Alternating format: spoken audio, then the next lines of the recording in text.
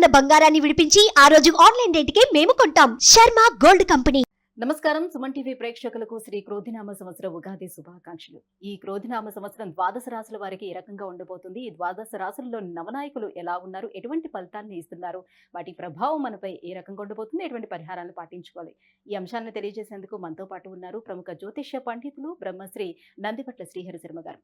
గురుగారు నమస్కారం. వాగర్థావివ సంపృక్తౌ వాగర్థ ప్రతిపత్తయే జగతః పితరౌ వందే పార్వతీ పరమేశ్వరౌ సదాశివసమారంభాం శంకరాచార్య మధ్యమాం అస్మదాచార్య పర్యంతం వందే గురు పరంపరాం. ఆదిత్యాయ చ సోమాయ మంగళాయ బుధాయ చ గురు శుక్ర శనిభ్యశ్చ రాహవే కేతవే నమః. గురుగారు, ద్వాదశ రాశుల్లో 7వ రాశి అయినటువంటి తులా రాశికి ఈ శ్రీ క్రోధినామ సంవత్సరం ఏ రకంగా ఉండబోతుంది, నవనాయకులు ఎటువంటి ఫలితాలను ఇస్తున్నారు వీళ్ళకి? క్రోధినామ సంవత్సరం పేరులోనే క్రోధము అంటే కోపము కలిగి ఉండుట, కోపాన్ని ప్రదర్శించుట. గమనించుకున్నట్లయితే కరోనా తర్వాత వచ్చినటువంటి సంవత్సరాల్లో శ్రీ శుభకృతనామ సంవత్సరం, శోభకృతనామ సంవత్సరం ప్రజల యొక్క ఇబ్బందులను తొలగించుకుంటూ మనం విడివిడిగా అడుగులు వేసుకుంటూ ఆనందదాయకంగా మనం బయలుదేరాం. అయితే ఈ క్రోధినామ సంవత్సరానికి ప్రత్యేకత ఉంది. ప్రధానంగా ఈ క్రోధినామ సంవత్సరానికి రాజు కుజుడు, మంత్రి శని భగవానుడు. వీళ్ళ యొక్క గ్రహస్థితులను కనుక మనం పరిశీలన చేసినట్లయితే కుంభరాశిలో శని సంచారం జరుగుతున్న చేత యుద్ధ భయ వాతావరణం ఏర్పడుతుందని చెప్పవచ్చు.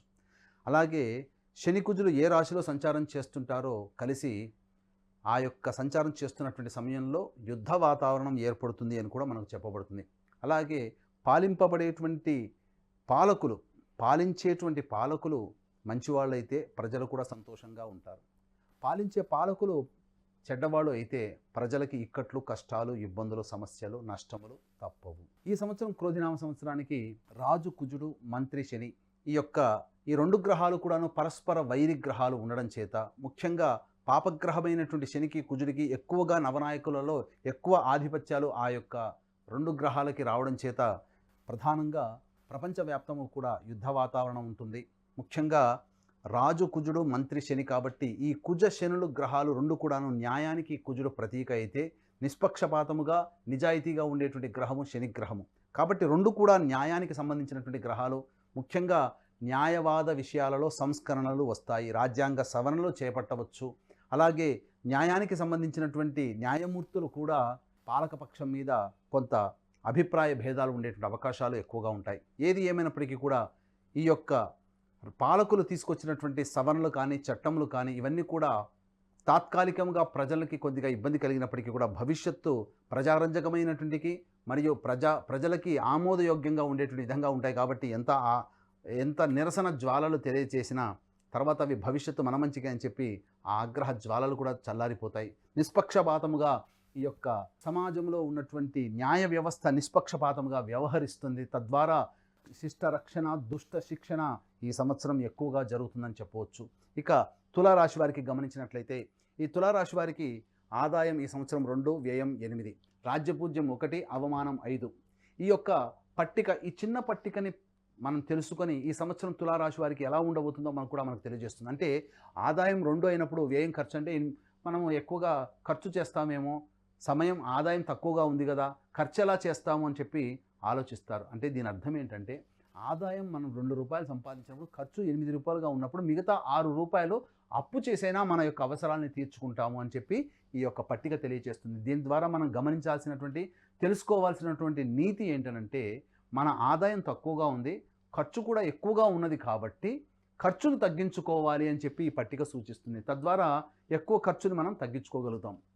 ఇక రాజ్యపూజ్యం 1, అవమానం 5 అన్నప్పుడు మనం ఏ పని చేసినా మన వెన్ను తట్టి ప్రోత్సహించేటువంటి వాళ్ళు, మన మంచి కోరేవారు మన పక్కన చుట్టుపక్కల ఒక్కరు ఉంటే మనల్ని చూసి అసూయపడి, ఈర్ష్యపడి మన యొక్క పతనాన్ని కోరుకునే వాళ్ళు మన చుట్టుపక్కల మన ముందు మంచిగా ఉండి వెనక గోతులు తవ్వే వాళ్ళు 5 మంది ఉంటారు. కాబట్టి అప్రమత్తతతో ప్రతి పని మనం ప్రయత్నం చేసేటప్పుడు, ప్రతి పని చేసేటప్పుడు మనం జాగ్రత్తగా ఉండాలని చెప్పి ఈ పట్టిక సూచిస్తుంది. ఇది చాలా జ్యోతిష శాస్త్రం యొక్క గొప్పతనం.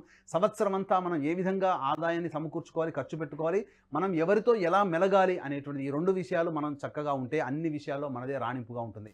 ఇక చూసినట్లయితే ఈ తులారాశికి యోగకారకుడైనటువంటి శని 5వ స్థానంలో, 6వ స్థానంలో రాహువు, 8వ స్థానంలో గురువు, వ్యయ స్థానంలో కేతు సంచారం. చూసినట్లయితే రాశికి సంబంధించినటువంటి యోగకారక గ్రహాలన్నీ కూడా సంపూర్ణంగా యోగాన్ని ఇచ్చేటువంటి అవకాశం ఉంది. కాబట్టి ముఖ్యంగా ఈ రాశిలో జన్మించినటువంటి రాజకీయ నాయకులకి ఖచ్చితంగా ప్రజల యొక్క మన్నన పొంది రాజ్య పదవులు పొందుతారు, మంత్రి పదవులు కూడా పొందేటువంటి అవకాశం ఉంటుంది. ప్రధానంగా పార్టీలో వీరికి ఈ తులారాశిలో జన్మించినటువంటి వారికి రాజకీయ రంగంలో ఉన్నటువంటి వారికి పార్టీలో మంచి ప్లేస్ అనేటువంటిది లభిస్తుంది, తద్వారా మంచి యోగదాయకంగా ఉంటుందని చెప్పవచ్చు. ఇక గురుబలం స్వల్పమైనటువంటి కారణం చేత, అనగా గురుబలం తక్కువ ఉన్నటువంటి కారణం చేత మరియు వ్యయస్థానంలో కేతు సంచారం ఈ సంవత్సరం అంతా ఉండటం చేత చేసేటువంటి ప్రతి పనిలో కూడా ఆటంకాలు అడ్డంకులు అనేటువంటివి వస్తాయి. కానీ దైవ బలం చేత మానవ సంకల్పం చేత అధిగమించి తమ ప్రయత్నాలన్నీ కూడాను ముందుకు సాగదీసుకుంటారు.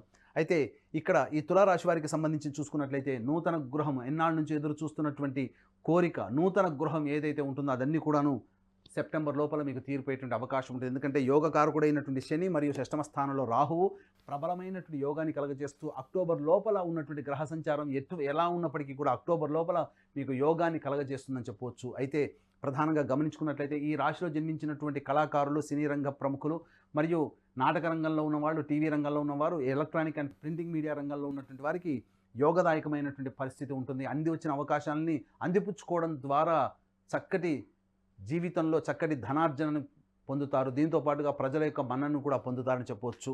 అయితే ప్రధానంగా చూసుకున్నట్లయితే ఈ రాశిలో జన్మించినటువంటి వారికి ప్రధానంగా ఈ ఎలక్ట్రానిక్ రంగంలో ఉన్నటువంటి వారికి చాలా అవకాశాలు అనేటువంటివి వస్తాయని చెప్పవచ్చు.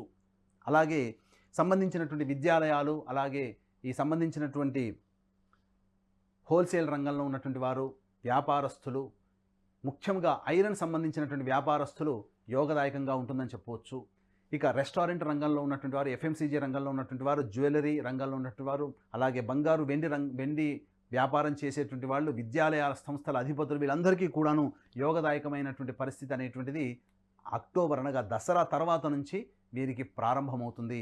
అనగా 21 అక్టోబర్ 2024 నుంచి 21 జనవరి 2025 వరకు కుజస్తంభన అనేటువంటి కర్కాటకంలో ఉండడం, ఈ యొక్క కుజస్తంభన ప్రభావం వల్ల తులారాశి వారికి అప్పటి వరకు యోగించేటువంటి గ్రహాలైనటువంటి శని రాహువులు యోగదాయకంగా ఉన్నప్పటికీ కుజుడు సప్తమ దృష్టితో శని యొక్క రాశిని, శనిని కూడా వీక్షణ చేయడం, ఈ కారణం చేత ప్రధానముగా యోగించే గ్రహము శని ప్రభావం తగ్గి ఉండడం, ఈ కారణం చేత ఇబ్బందికర పరిస్థితులు అనేటువంటివి దసరా తర్వాత ప్రారంభమవుతాయి. అప్పటి వరకు అనుకునేటువంటి వాళ్ళు, మనకు యోగించేటువంటి గ్రహము కూడా శత్రుగ్రహానికి లోబడి ఉండడం, ఈ కారణం చేత ఏమవుతుంది, అప్పటి వరకు సహాయ సహకారాలు అందించిన వాళ్ళు వెనక్కి మొహం చాటేస్తారు. తద్వారా ఇబ్బందికర పరిస్థితులు అనేటువంటి ఎదురవుతాయి. కాబట్టి ఈ తులారాశి వారు ఏ పని చేయాలనుకున్నా, ఏదైనా సంకల్పం చేసుకున్నా దసరా లోపల మీరు పూర్తి చేసుకోండి. తదనుగుణంగా మీకు మంచి శుభ ఫలితాలు కలుగుతాయని చెప్పవచ్చు. ఇక గమనించుకున్నట్లయితే రియల్ ఎస్టేట్ రంగంలో ఉన్నటువంటి వారికి అద్భుతమైనటువంటి యోగదాయకమైనటువంటి కాలంగా చెప్పవచ్చు. ఏది ఏమనుకున్నా ఇక్కడ ప్రధానంగా పాడి పంటలు, అనగా రైతులకి ప్రథమార్థం అనగా దసరా లోపల వేసేటువంటి పంటలు అధిక దిగుబడి, రాబడి మీకు కలిగిస్తాయి. అలాగే దసరా తర్వాత వేసేటువంటి పంటలు తాత్కాలికమైనటువంటి ఇబ్బందులు కలగజేస్తాయి. కాబట్టి కమర్షియల్ పంటలు వేసుకుంటే, మీకు దసరా తర్వాత వేసుకునేటువంటి రైతులు కమర్షియల్ పంటలు వేసుకుంటే కొంతవరకు నష్ట నివారణ జరిపించవచ్చు. అలాగే ఇక్కడ ప్రధానంగా చేసేటువంటి ప్రతి పనిలో కేతుగ్రహ యొక్క ప్రభావము మీకు అనుకూలంగా లేని కారణం చేత ఇబ్బందికర పరిస్థితులు, ప్రతి పనిలో అడ్డంకులు అనేటువంటి కలుగుతాయి. కానీ ఆత్మశక్తితో, స్వయం కృషితో ఆ అడ్డంకులు అధిగమించుకున్నట్లయితే మంచి జరుగుతుందని చెప్పవచ్చు.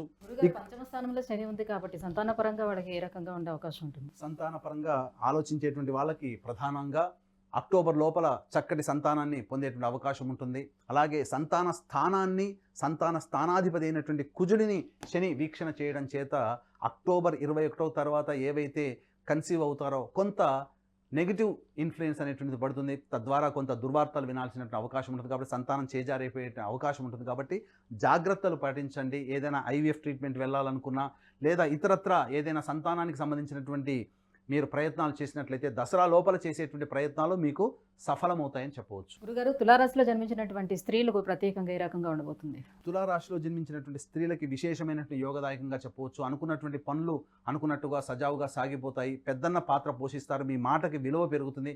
కుటుంబంలో మరియు బంధుమిత్రుల్లో మిమ్మల్ని ఆదరించి ప్రేమించేటువంటి వ్యక్తులు మీకు ఉంటారు. తద్వారా మీకు చక్కటి యోగదాయకమైనటువంటి స్థితి కలుగుతుందని చెప్పవచ్చు. అయితే ప్రధానంగా ఈ తులారాశిలో జన్మించినటువంటి వారికి ఉద్యోగపరంగా కొన్ని ఇబ్బందికర పరిస్థితులు ఎదురవుతున్నాయి. కాబట్టి ఉద్యోగం చేసేటువంటి మహిళలు, లేదా బొటిక్ కానీ, లేదా ఈ సంబంధించినటువంటి బ్యూటీ పార్లర్ రంగంలో ఉన్నటువంటి మహిళలు, గాజులు, ఇతరత్ర వ్యాపారాలు చేసుకున్నటువంటి వారికి కొంత ఆశాజనకమైనటువంటి ఫలితాలు ఉన్నప్పటికీ కూడా ఈ సంవత్సరం చివరలలో కొన్ని ఇబ్బందికర పరిస్థితులు ఎదురవుతాయని చెప్పవచ్చు. ఏది ఏమనుకున్నప్పటికీ కూడా ఈ తులారాశిలో జన్మించినటువంటి స్త్రీలకి వివాహ యోగ్యత కూడా ఉన్నది కాబట్టి వివాహం కాని అమ్మాయిలకి వివాహం జరిగేటువంటి అవకాశం, సంతానం కాని అమ్మాయిలకి సంతానం పొందేటువంటి అవకాశం కూడా ఈ తులారాశిలో జన్మించిన వారికి చెప్పవచ్చు. మొత్తంగా ఓవరాల్గా చూసుకుంటే తులారాశి వారికి ఈ సంవత్సరం అధికంగా మంచి శుభ ఫలితాలే ఉంటాయని చెప్పవచ్చు. ఇంకా మెరుగైన ఫలితాల కోసం ఏ దైవారాధన చేసుకోవాలి, ఎటువంటి పరిహారాన్ని పాటించుకోవాలి, మరికి అదృష్ట సంఖ్య, రంగు ఏంటి?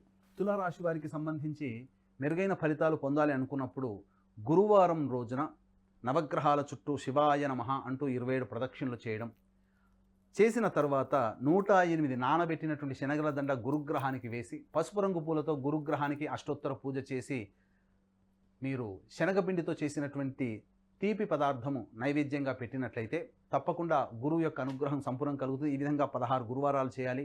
అలాగే ఏదైనా సమస్య వచ్చినప్పుడు ఆ సమస్య పరిష్కారం కావడం కోసం ప్రతిరోజు గరికతో గణపతికి అష్టోత్తర పూజ చేసి చిన్న బెల్లం ముద్ద నైవేద్యంగా పెట్టడం, ఈ విధంగా ఒక 27 రోజుల పాటు చేయండి. తప్పకుండా మీకు ఆ సమస్య పరిష్కారం అవుతుంది. ఇక గమనించుకున్నట్లయితే అదృష్ట సంఖ్య 6 మరియు 9. ఈ విధంగా చూసుకున్నట్లయితే అదృష్ట రంగు ఆకుపచ్చ, తెలుపు అని చెప్పవచ్చు. గురుగారు, తులారాశి వారికి ఈ క్రోధినామ సంవత్సరం ఎలా ఉండబోతుంది, ఎటువంటి పరిహారాలు పాటించుకోవాలనే అంశాలను తెలియజేసినందుకు ధన్యవాదాలండి. సర్వం శ్రీ ఉమామహేశ్వర పరబ్రహ్మార్పణమస్తు.